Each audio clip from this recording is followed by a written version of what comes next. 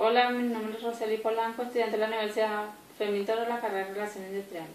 Hoy les voy a hablar acerca de las nociones fundamentales del conflicto colectivo laboral. Debemos tener presente que con el nacimiento de la primera Ley Federal de los Trabajadores surgieron nuevos conceptos sobre el derecho al trabajo, por lo que esa nueva estructura se clasificó a los procedimientos en ordinario y colectivo. Por eso se integraron la Junta de Conciliación y Arbitraje, en donde los tribunales laborales actúan como conciliador y árbitro. Los procedimientos ordinarios consiguen las reglas tradicionales de la jurisdicción y se concreta en verificar si existen o no relaciones en los preceptos jurídicos, invocados por quien exige justicia. El colectivo económico pretende la restauración del derecho violado, sino el equilibrio entre los factores de producción representados por capital y trabajo. Según la Organización del Trabajo, la conflictividad laboral puede medirse por el número de huelgas o cierres patronales, experimentado por un país a lo largo del año. Cuando las condiciones del trabajo se deterioran en el seno de la empresa, pueden desencadenar conflicto de trabajo o conflicto laboral. Se entiende por conflicto colectivo de trabajo lo que pone en juego un interés común de toda o una parte de la comunidad obrera. Son aquellos que afectan la libertad de pensamiento, la libertad sindical, el derecho de los representantes, los trabajadores y el derecho de huelga, así como también son de naturaleza colectiva, lo que plantea una cuestión de principio cuya función afectará a las condiciones jurídicas de los diferentes miembros de la comunidad. Así, ocurriera el conflicto, tiene por objeto la creación o modificación de una norma laboral o la interpretación de las normas de derecho de trabajo. Así se trata de leyes, costumbres, convenciones, colectivos o sentencias arbitrarias. Es decir, el conflicto colectivo de trabajo en una empresa suele aplicar situaciones de controversia y que tienen raíz a través del trabajo y que afectan a un grupo de trabajadores, o ocurriendo un interés colectivo en relación con su empresario o un grupo de empresarios.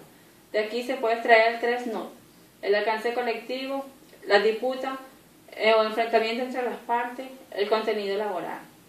Se diferencia de dicho contenido social o de conflicto político. Para tener una mejor comprensión, los conflictos laborales son de la naturaleza distinta en función de las condiciones laborales, lo que se haya formado. Un conflicto laboral es la disputa de un derecho de interés que se suscita entre los empleadores y los empleados.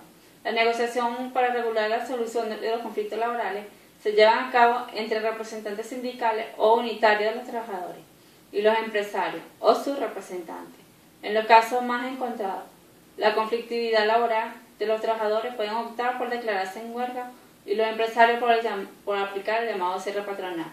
Un conflicto laboral lo puede iniciar un único trabajador frente a sus empleados, si considera si una o varias de las condiciones de trabajo en las que se desarrolla su tarea le está resultando perjudicial.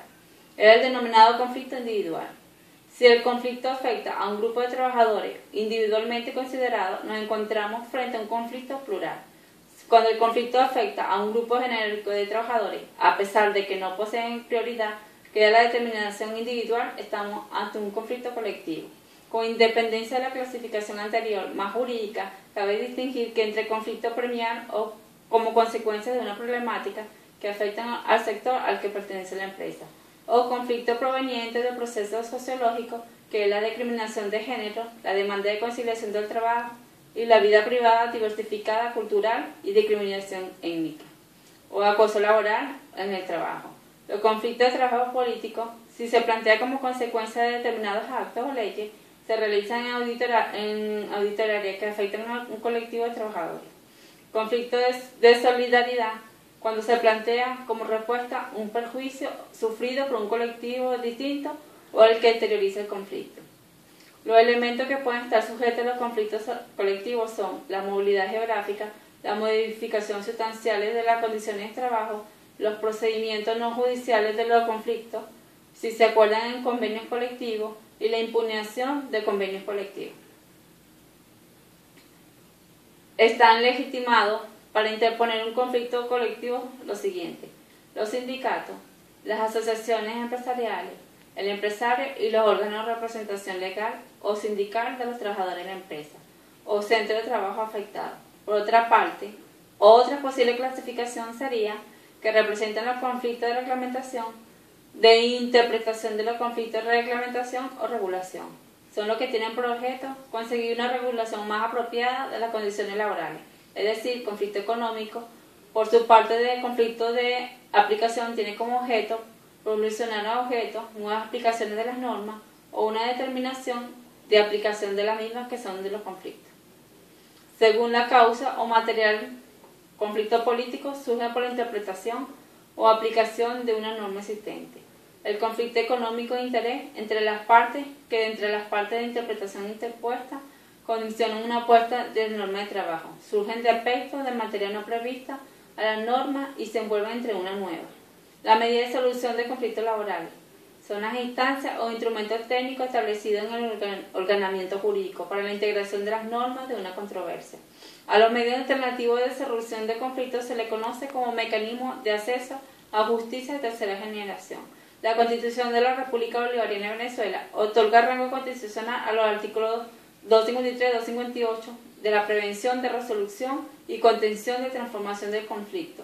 Evitan el litigio, la fuerza, la violencia y el abandono, como la evasión del conflicto. Están concentradas las personas, su autonomía, su creatividad, libertad, cooperación, consensual y producen acuerdos de beneficio mutuo, ganar-ganar y transformación de las relaciones. La mediación. Procedimiento en el cual dos partes de un conflicto se reúnen con un tercero ajeno e imparcial que facilita la comunicación entre aquellos para que pueda demilitar el conflicto y pueda demilitar su solución. El tercero no hace propuesta de arreglo. La conciliación es un medio alternativo de resolución de conflictos donde las partes intentan dividir su conflicto bajo la dirección de un tercero. La Real Academia Española la define como un acto de comparecencia entre partes desvanida ante un juez y así puede congeniar y evadir su litigio. El arbitraje laboral es un mecanismo alterno de solución y conflicto que surgen de la autonomía de la voluntad de las partes, quienes delegan de un tercero imparcial, que es el llamado árbitro, la resolución de su controversia, y este es invertido en una función jurídica, para ese caso, un crédito de procedimiento, determinando la permanencia mediante un audio arbitrario, que es obligatorio de cumplimiento para las partes. El procedimiento de conflicto colectivo está visto como una solución de conflicto que caracteriza la intervención de instancias de naturaleza pública, que es la de autoridad administrativa y el Poder Judicial.